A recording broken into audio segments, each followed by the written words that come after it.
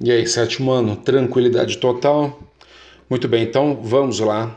Essa aqui é a aula de revisão do módulo 3, tá? Lembrando que nós estamos utilizando como aula virtual, inclusive, para finalização de algumas atividades, tá? Então, nesta aula nós teremos que aplicar o nosso conhecimento, inclusive respondendo às atividades.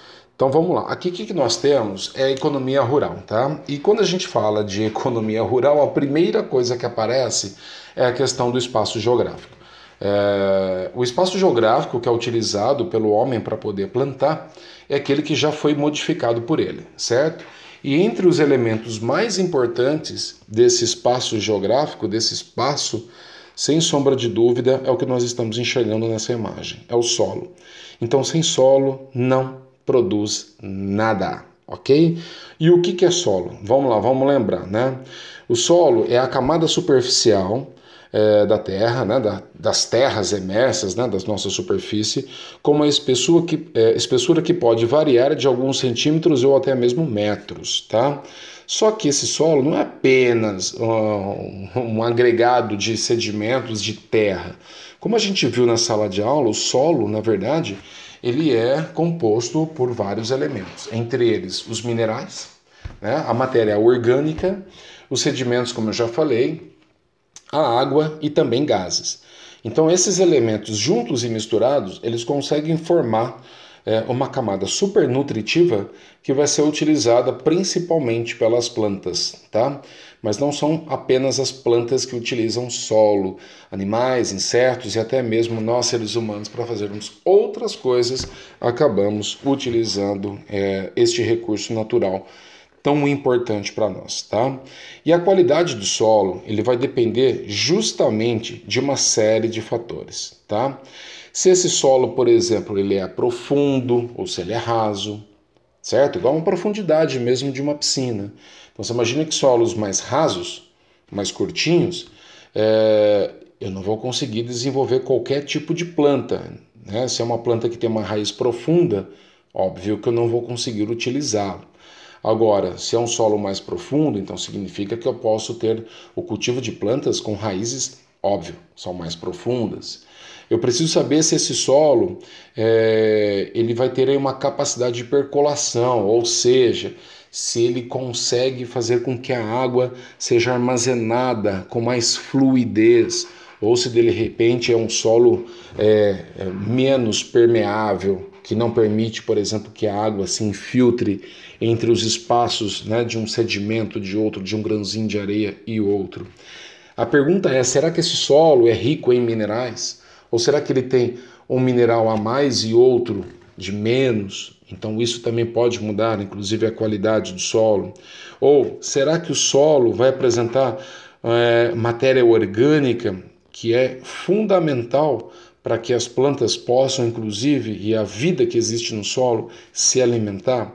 Então é uma série de elementos, né, que juntos e misturados vão formar aí a qualidade do solo.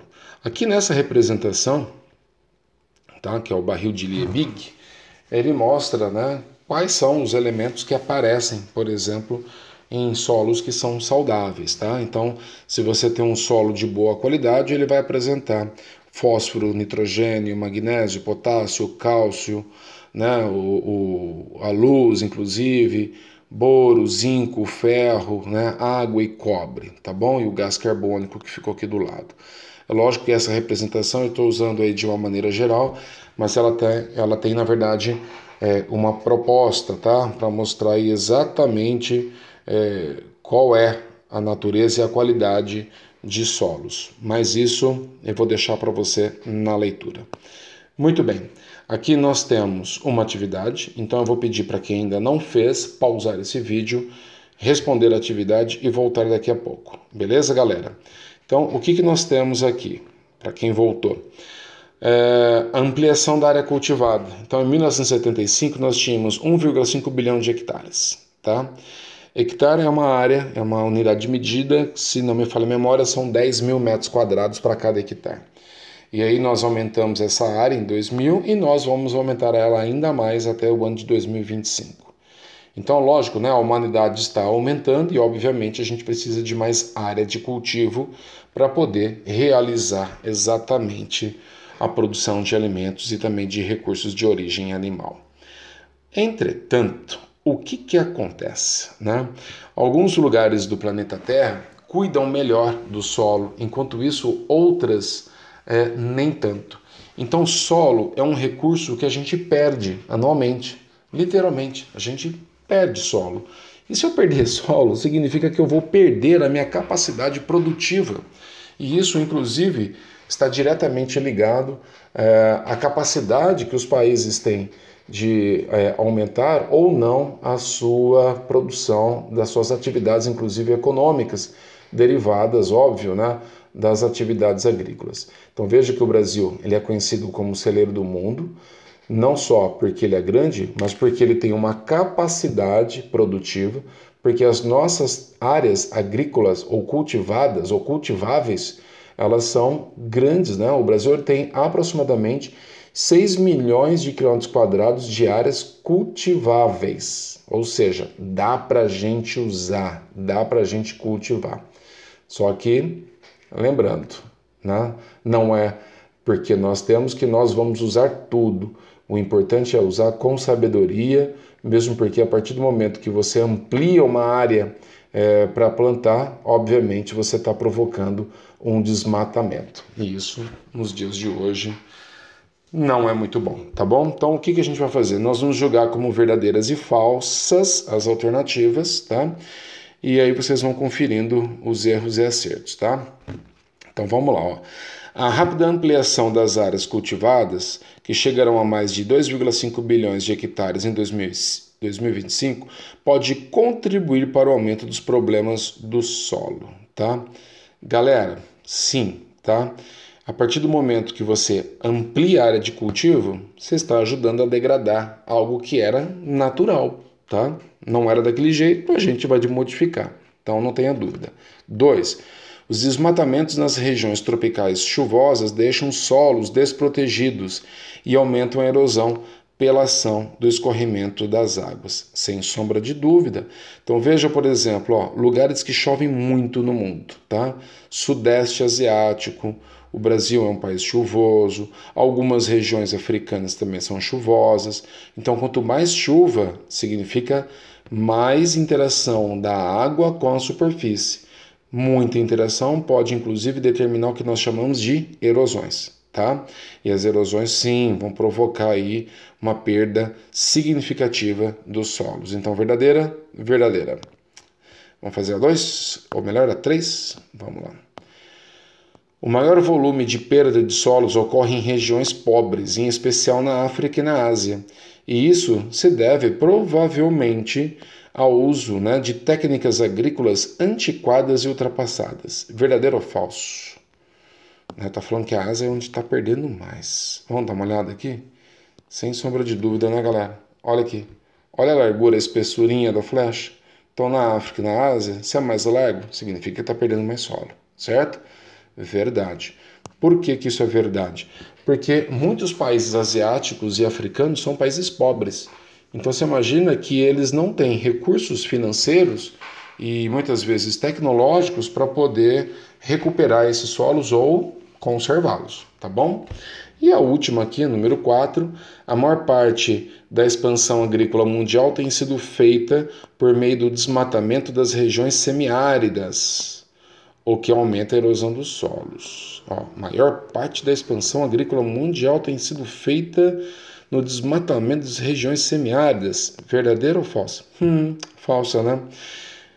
Assim, a gente explora áreas semiáridas, né? Inclusive aqui no Brasil, na Caatinga, mas a maior parte do desmatamento não ocorre em áreas de semiárido, e sim em regiões tropicais, tá? Como, por exemplo, a floresta da Mata Atlântica e a Amazônia aqui no nosso país. É muito triste. Bom, agora vamos ao bom uso do solo, tá? Como que nós podemos conservar o solo? Vamos dar uma olhada nessa imagem, vocês vão conseguir notar que eu tenho um terreno extremamente inclinado. Imagina a chuva chegando com força, o homem devastou, tirou a cobertura vegetal, ficou neste formato, a água vem com velocidade e leva tudo que vê pela frente, tá? Uma forma da gente conservar esse solo, ou seja, não deixar que a água leve o próprio, né, que não leve esse recurso tão importante para nós, é a construção de curvas de nível, tá? Aqui é um modelo de curvas de nível, a gente chama de agricultura de jardinagem ou terraceamento, tá? Mas a gente usa este modelo que vocês estão vendo na Ásia. No Brasil, a gente usa também curva de nível, mas em terrenos que são um pouco menos acentuados, tá? E basicamente o que é? É criar morrinhos na superfície, onde você consegue plantar em cima deles, aqui no Brasil, por exemplo, e você consegue controlar a força da água, porque a água vai ficando literalmente encaixada entre esses morrinhos. Então você consegue controlar a velocidade da água e poupar então o seu desgaste, tá? Aqui é um outro exemplo de rotação de culturas.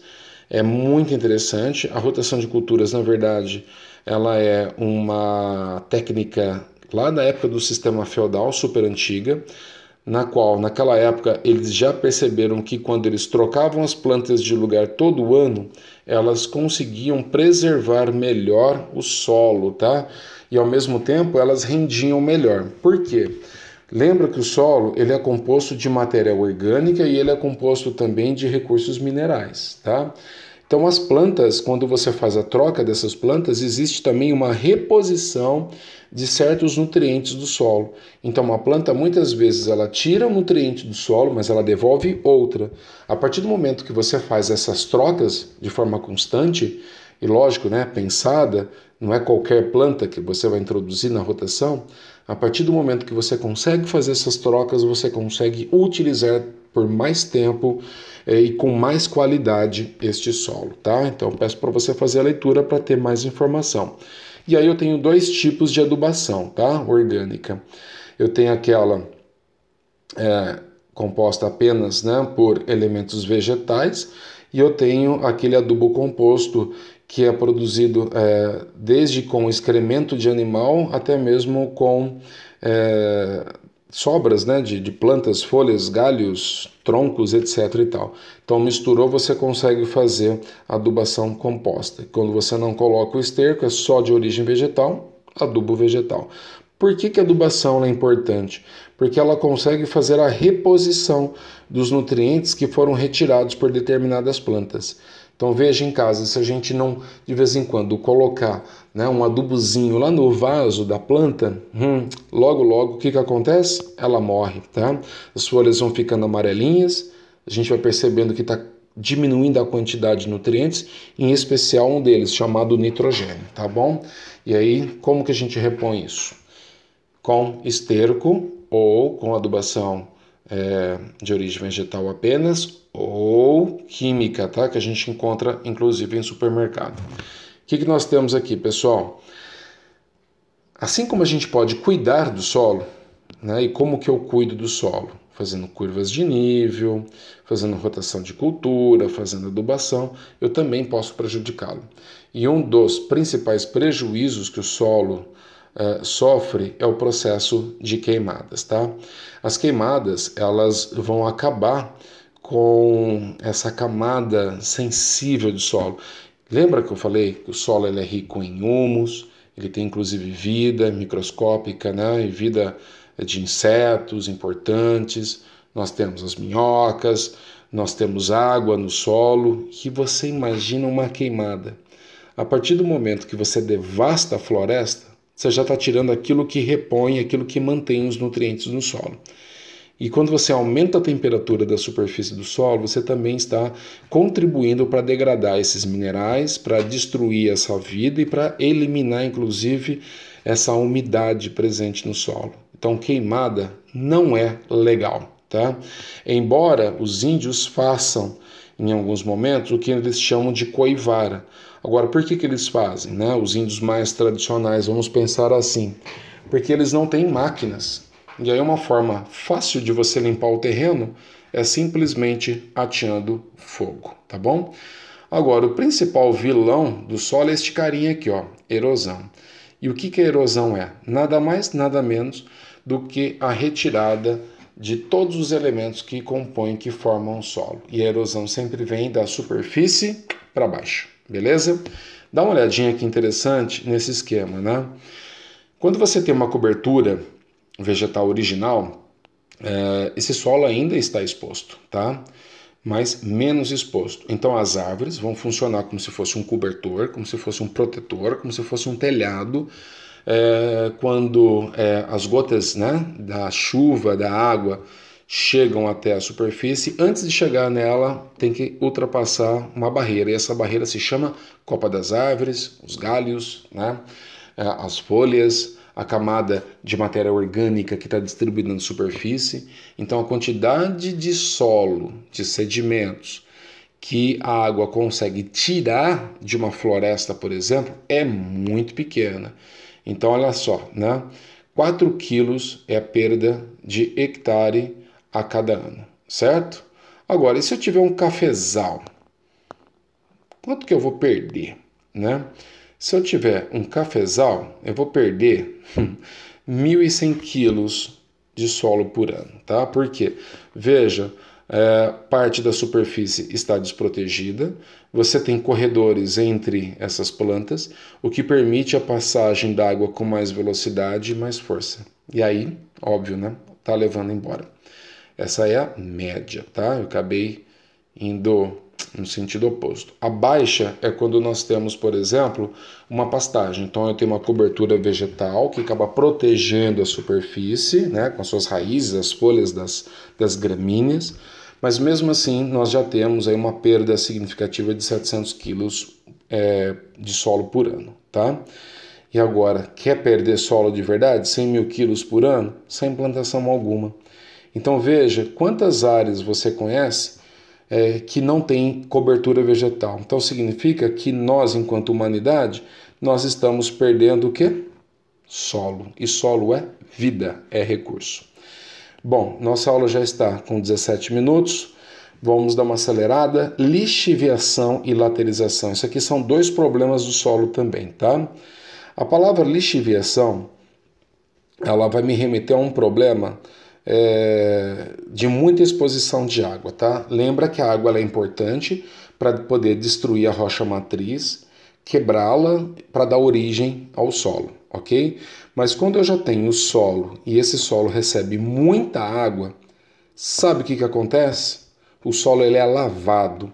Então os nutrientes que conseguem ser dissolvidos em água se dissolvem e a água leva embora, carrega esse sedimento, carrega esse nutriente.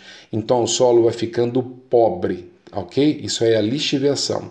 E solos lateríticos, que é o efeito da laterização, tem a ver com água também. Então você imagina que um dos elementos que compõem os solos aqui no Brasil é o ferro e o alumínio.